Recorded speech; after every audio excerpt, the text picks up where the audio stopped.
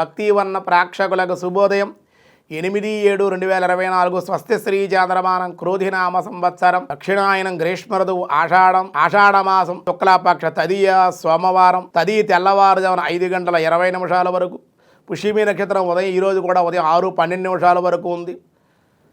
తర్వాత ఆశ్లేష నక్షత్రం వచ్చింది. వర్జన్ రాత్రి 7:53 నుండి రాత్రి 9:35 వరకు. దుర్ముహూర్తం మధ్యాహ్నం 12:30 నుండి 1:22 వరకు. సూర్యోదయం 5:34, సూర్యాస్తమయం 6:35. అమృత గడిల ఉదయం 6:09 నుండి 7:51 వరకు.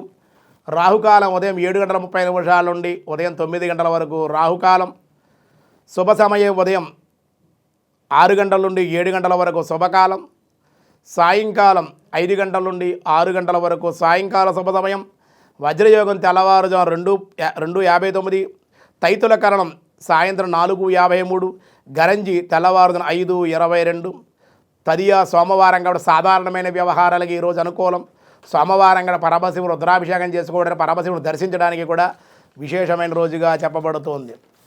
దినారంభ చక్రాన్ని బట్టి ఈరోజు మేష వృషభ మిథున కర్కాటక రాశి వారికి అనుకూలంగా ఉంది.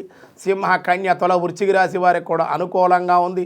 ధనస్సు మకర కుంభ మీనరాశుల వారికి కూడా చాలా అనుకూలంగానే ఉంది అని చెప్పడం జరపబడుతోంది.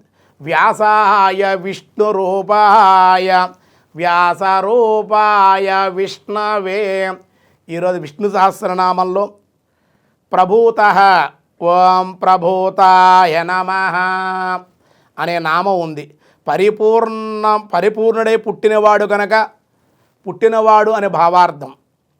పరిపూర్ణుడు అయిన పురుషుడే సర్వకళా సమన్వితుడై ఐశ్వర్యాది షడ్గుణ ఐశ్వర్య సంపన్నుడై భువిన తరింపజేయ పరబ్రహ్మ అనే భావం. శ్రీకృష్ణ అవతారం పరిపూర్ణుడమైన రూపమే. అదే పరిపూర్ణ అవతారంగా అవతరించినాడు. ఆ అవతారం ఆయన చూపిన విభూతి లీలలు అద్భుతం కదా.